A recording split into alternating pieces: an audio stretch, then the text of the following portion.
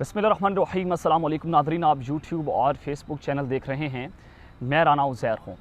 नाज़रीन, पाकिस्तान की सियासत में इस वक्त फैसला कुन ओवर्स का खेल जारी है, जहाँ पर एक जानिब तो इमरान खान साहब जेल के अंदर हैं और उनको बहुत सारे मुतालबात उनके सामने रखे गए कि आप जनाब सियासत से दूर हो जाएं या फिर मुल्क छोड़कर चले जाएं, लेकिन तमाम मुतालबात को इमरान खान साहब ने रद्दी की टोकरी में फेंक दिया।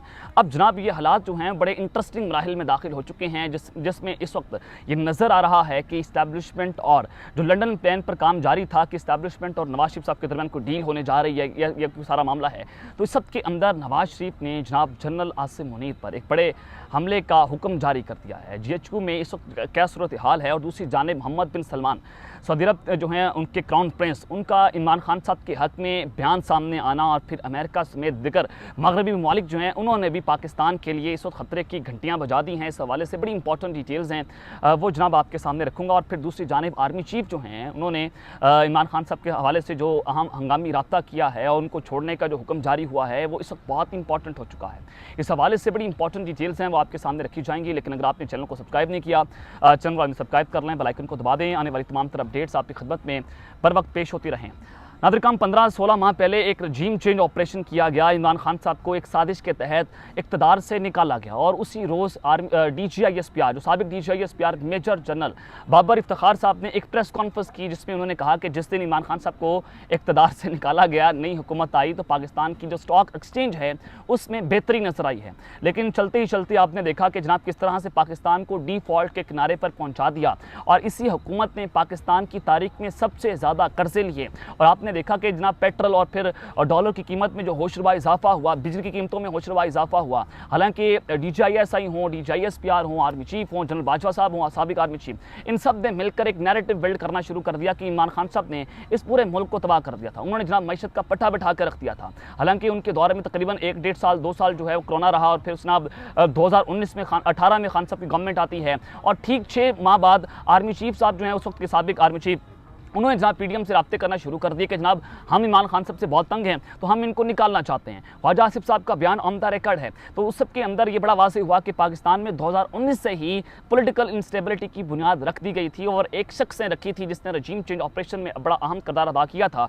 तो उस सब के अंदर आज पाकिस्तान की हालिया सूरत हाल जो है वो भी आपके सामने है कि डॉलर बेकाबू होता चला जा रहा है, और पाकिस्तानी रुपये की कदर श्रीलंकन रुपये से भी कम हो चुकी है। वो श्रीलंका जो डिफ़ॉल्ट कर गया, वो श्रीलंका जो जनाब बिल्कुल तबाही के किनारे पर पहुंचा था, तो डॉलर तकरीबन 320 श्रीलंकन रुपए का है, और तकरीबन पाकिस्तान के अंदर 324 रुपये, यानी कि 4 रुपये डॉलर श्रीलंका में सस्ता है और पाकिस्तान में तकरीबन 324 रुपये का हो चुका है। और अगस्त में डॉलर तकरीबन 18 रुपये 90 पैसे जो है वो महंगा हुआ है। तो यहाँ पर आप पाकिस्तान की सूरत हाल का अंदाज़ा लगा सकते हैं कि जहाँ पर एक जानिब तो ये ऐलान बात हो रही है कि कोई भी मीडिया पर बैठ कर इमरान खान का नाम नहीं ले सकेगा, आप उसकी तस्वीर मीडिया पर नहीं चला सकते, आप जनाब उनको अदालत के अंदर पेश नहीं करेंगे। एक शख्स का इतना खौफ है कि आप वो अगर अदालत में वो पेश हो जाता है तो उसकी एक झलक देखने के लिए पूरी कौम जो है वो तरस रही है। उसकी एक झलक जो है वो उस पूरी कौम को चार्ज कर देगी। जो मोमेंटम बनाया गया था वो जो उसको तोड़ने की साजिश की जा रही है, जो इस वक्त पाकिस्तानी कौम का और जो वोटर्स हैं उनकी उम्मीद तोड़ने की कोशिश की जा रही थी। तो इमरान खान साहब जो हैं उनको अदालत के अंदर पेश नहीं किया गया, बल्कि अटक जेल जो है उसी को अदालत का जो है वो दर्जा दिया गया। और फिर वहाँ पर जो इंसदाद दहशतगर्दी के जज हैं अबुल हुस्नान जुल्करनैन, वो वहाँ पर गए, उन्होंने समाअत की, और 13 सितंबर तक इमरान खान साहब जुडिशल रिमांड पर हैं, और फिर 13 सितंबर को उनको अदालत के अंदर जनाब पेश किया जाएगा।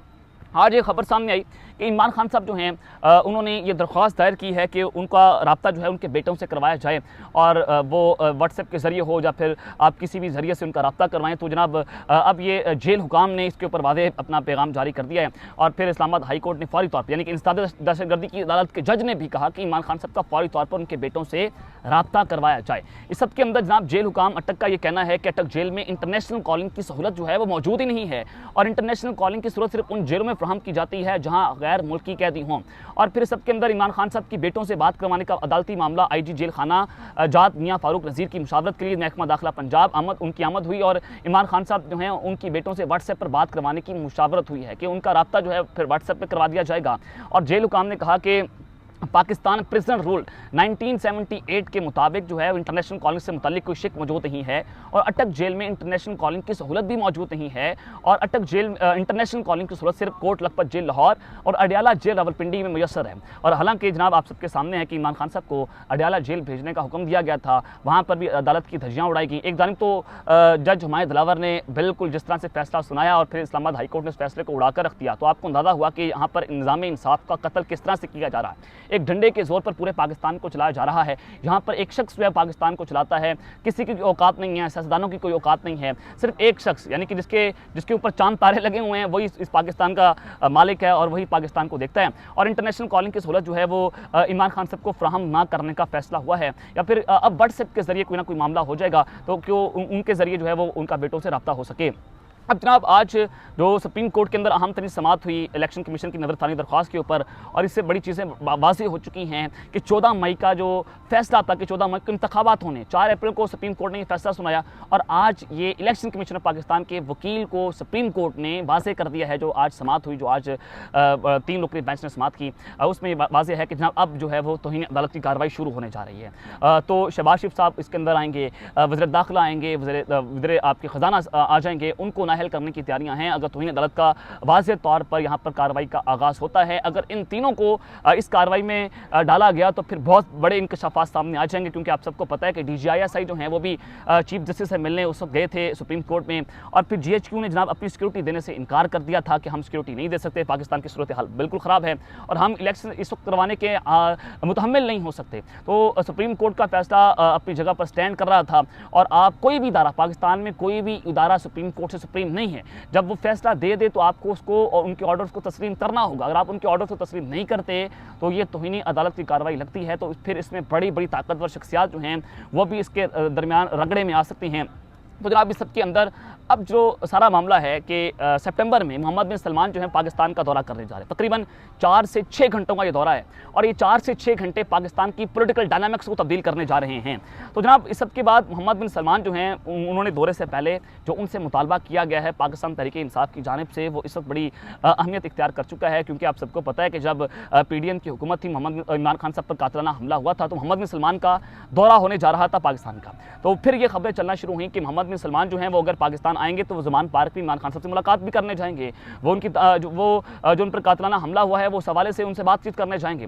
तो फिर ये दौरा जो है मनसूख हो गया, क्योंकि इस्टेब्लिशमेंट नहीं चाह रही थी, PDM की हुकूमत नहीं चाहती थी कि जनाब हमारी हुकूमत के होते वो इमरान खान साहब से मुलाकात करें। लेकिन फिर जब IMF की डील हुई, IMF का वफद ज़मान पार्क पहुंचा, उन्होंने जनाब इमरान खान साहब से मुलाकात की, इमरान खान साहब ने इंडोर्स किया कि जी हाँ IMF का जो पैकेज है वो सब पाकिस्तान को उसकी अशद ज़रूरत है, और उनकी इस मंजूरी के बाद ही IMF ने पाकिस्तान को जो है वो पाकिस्तान को पैकेज दिया। तो जनाब आज शहबाज गिल साहब ने एक बहुत अहम ट्वीट किया है, क्योंकि सितंबर जो है वो इस वक्त बहुत इंपॉर्टेंट है। तो उन्होंने कहा कि सऊदी अरब के पाकिस्तान के साथ ब्रदराना रिश्ते हैं और प्रिंस सलमान को चाहिए कि वो अपना किरदार अदा करें।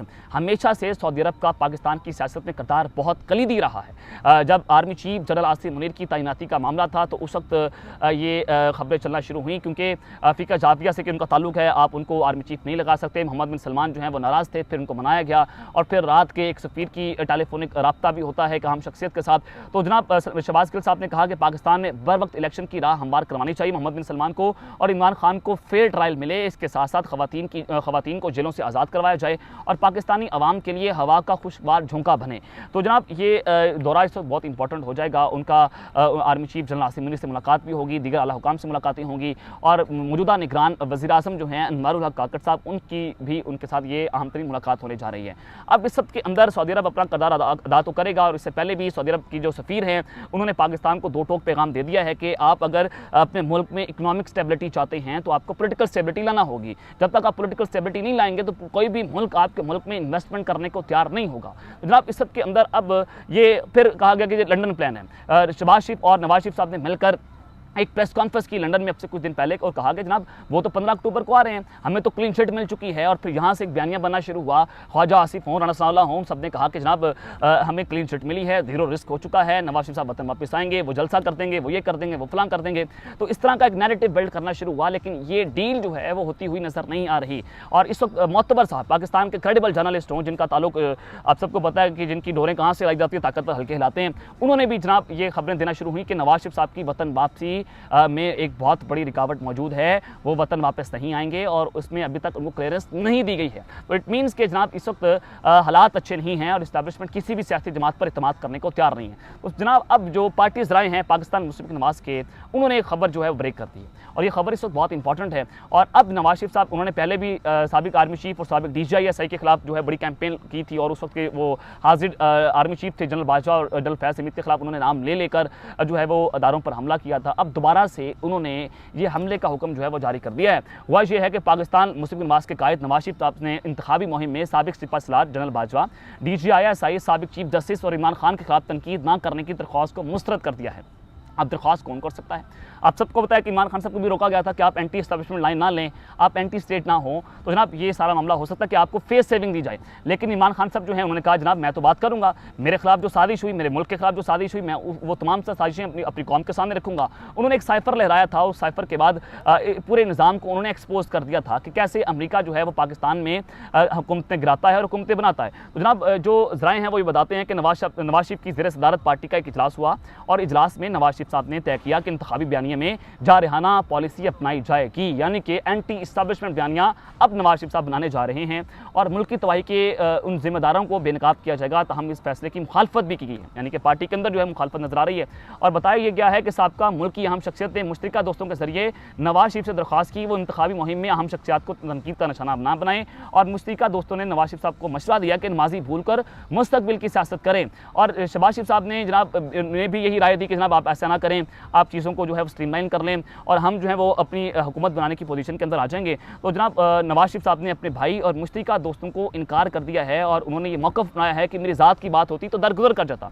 जनाब आपकी ज़ात की बात होती, आप पाकिस्तान से ना भागते, आपको पाकिस्तान की अदालतों ने इश्तिहारी मुजरिम फरार भगोड़ा करार दिया। आपको जनाब कहा गया कि आप मुल्क में वापस आएँ और आपके भाई ने 50 रुपये के स्टाम्प पेपर पर आपको उस मुल्क से बाहर भिजवा दिया और आप अभी तक लंदन दवाई लेने गए थे, आप अभी तक पाकिस्तान वतन वापस नहीं आए। सऊदी अरब तक आप आ गए और आप सऊदी अरब से अगर आप कराची तक की फ़्लाइट लेते तो तकरीबन 2-2.5 घंटों की फ़्लाइट थी और आप वतन वापस नहीं आए और आप जो है बीमार हो गए।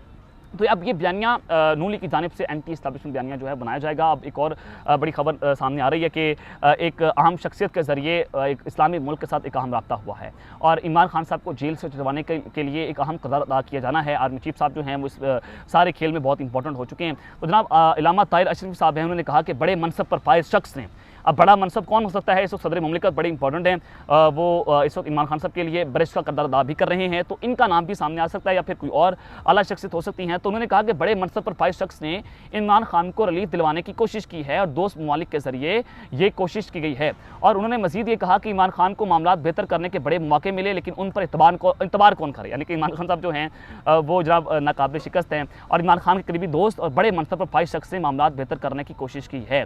और उसी शख्सियत से ये सवाल किया गया कि इमरान खान जो हैं वो आपको गारंटी देते हैं, लेकिन उस शख्स ने यह भी कहा कि हम इमरान खान की गारंटी नहीं दे सकते।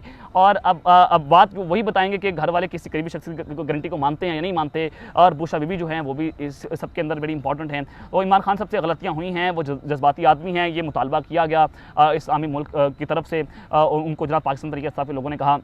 तो जनाब इमरान खान साहब जो हैं वो अब हालात को बेहतर करना चाहते हैं और उन्होंने ये भी कहा गया कि जनाब इमरान खान साहब ने अपने आप को तबाह कर लिया है, जो जहन साजी करते थे तो ये सारी चीज़ें जो हैं वो गलत हैं। तो अब वो इस चीज़ों को तस्लीम कर रहे हैं, तो लिहाजा उनको जेल से छुड़वाया जाए और उनको इलेक्शन कैंपेन का मौका दिया जाए। लेकिन ताहम अभी तक इमरान खान साहब जो हैं वो मुल्क छोड़ने को तैयार नहीं है। ये ऑफर्स उनको पहले भी दी गई थी, अब भी दी जा रही हैं, लेकिन इमरान खान साहब जो है मुल्क छोड़ने को इस वक्त तैयार नहीं है। तो ये अब तक की डिटेल्स हैं जो मैंने आपके सामने रखी हैं। अब तक के लेते हैं, अपना ख्याल रखिएगा और इस तरह अपना आज़मी हक अल्लाह के बाद पाकिस्तान जिंदाबाद।